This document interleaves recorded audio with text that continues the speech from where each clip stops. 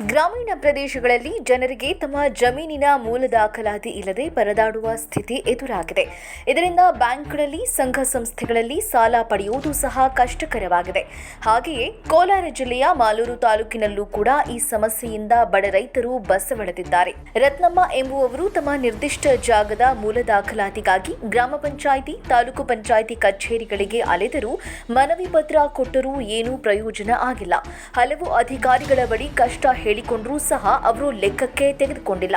ಇದೀಗ ಕರ್ನಾಟಕ ದಲಿತ ಸಂಘರ್ಷ ಸಮಿತಿಯ ಜಿಲ್ಲಾ ಸಂಚಾಲಕ ಲಕ್ಕೂರು ವೆಂಕಟೇಶ್ ಈ ಮಹಿಳೆಯ ಬೆನ್ನಿಗೆ ನಿಂತಿದ್ದು, ಮಾಲೂರು ಪಟ್ಟಣದ ತಾಲೂಕು ಪಂಚಾಯಿತಿ ಇಒ ಕೃಷ್ಣಪ್ಪ ಅವರಿಗೆ ಸಂಘಟನೆಯ ವತಿಯಿಂದ ದೂರು ನೀಡಿದ್ದಾರೆ.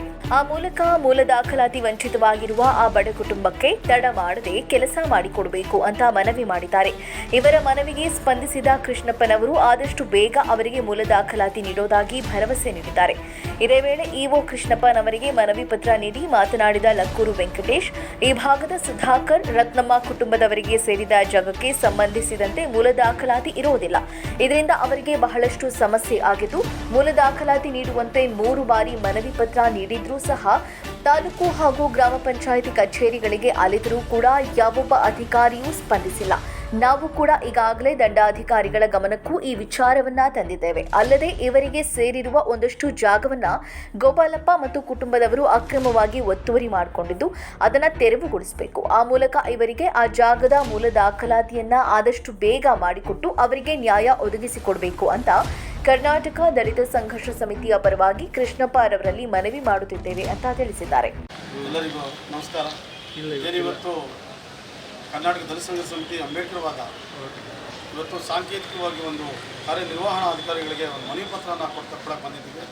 ಉದ್ದೇಶ ಒಂದೇ, ಏನು HS ಕೋಟೆ ಗ್ರಾಮ ಪಂಚಾಯತ್ ಸಂಬಂಧಪಟ್ಟಂತೆ ಸುಧಾಕರ್ ಅನ್ನೋ ರತ್ನಮ್ಮ ಬಾಲಕೃಷ್ಣ ಎಂಬುವರಿಗೆ 59 ಅಡಿಗೆ 32 ಅಡಿ ಏನಿರ್ತದೆ ಮೂಲ ದಾಖಲೆ ಪ್ರಕಾರ ಅವರಿಗೆ ಒಂದು ಖಾತೆ ಮಾಡಿಕೊಡಿ ಅಂತ ಅರ್ಜಿ ಹಾಕ್ಕೊಳ್ತಾರೆ. ಆದರೆ ಇದುವರೆಗೂ ಪಂಚಾಯತಿ ಅಧಿಕಾರಿಗಳು 3 ಸಾರಿ ಅರ್ಜಿ ಕೊಟ್ಟಿದ್ದಾರೆ, ಇದುವರೆಗೂ ಖಾತೆ ಮಾಡಿಕೊಟ್ಟಿಲ್ಲ. ಇವರು ಏನು 59ಕ್ಕೆ 32 ಅಡಿ ಏನಿತ್ತು ಅದರಲ್ಲಿ ಬಸವ ವಸತಿ ಯೋಜನೆ ಅಡಿಯಲ್ಲಿ 32ಕ್ಕೆ 40 ಖಾತೆ ಮಾಡ್ಕೊತಾರೆ ಇವರು ರತ್ನಮ್ಮ ಮತ್ತು ಬಾಲಕೃಷ್ಣ ಅವರು.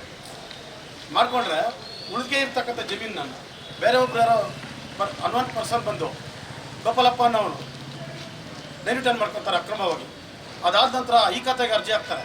ಈ ಖಾತೆಗೆ ಅರ್ಜಿ ಹಾಕಿದ ನಂತರ ಇವರು ಅದೇ ಅಡ್ಡುಪಡಿಸ್ತಾರೆ, ಇದು ನಮಗೆ ಕುಡಿಕೆ ಜಮೀನು ನಮಗೆ ಸೇರಬೇಕಾಗಿರೋದು ಮೂಲ ದಾಖಲೆಯಲ್ಲಿ 59 ಅಡಿ ಇದೆ ಅಂತ. ಆದರೆ ಇದುವರೆಗೂ ಇವರಿಗೆ 3 ಸಾರಿ ಅರ್ಜಿ ಹಾಕಿದ್ರು ಕೂಡ ಮೂಲ ದಾಖಲೆಯವರಿಗೆ ಖಾತೆ ಮಾಡಿಕೊಟ್ಟಿರಲ್ಲ.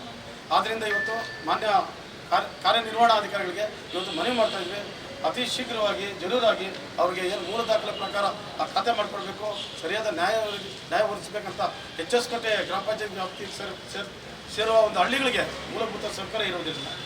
ಈಗಾಗಲೇ ನಾವು ಮನವಿ ಮಾಡಿದ್ದೀವಿ. ಮೊನ್ನೆ ಕೂಡ ಬರ್ಗೂರು ಬಸ್ ನಿಲ್ದಾಣಕ್ಕೆ ಒಂದು ತಂಗುದಾಣ ಇಲ್ಲ, ಮೊನ್ನೆ ದಂಡಾಧಿಕಾರಿ ನಾವು ಮನವಿ ಕೊಟ್ಟಿದ್ದೀವಿ. ಹಾಗಾಗಿ HS ಕೋಟೆ ಗ್ರಾಮ ಪಂಚಾಯತ್ ಸಂಬಂಧಪಟ್ಟ ಹಳ್ಳಿಗಳಲ್ಲಿ ಮೂಲಭೂತ ಸೌಲಭ್ಯ ಕೊರತೆ ಇದೆ. ಇದನ್ನೆಲ್ಲ ಸೌಲಭ್ಯ ಮಾಡಬೇಕಂತ ಈ ಸಂದರ್ಭದಲ್ಲಿ ಹೇಳ್ತಾ ಒಂದು ಮನವಿ ಪತ್ರ ಕೊಡ್ತಾ ಇದ್ದೀವಿ.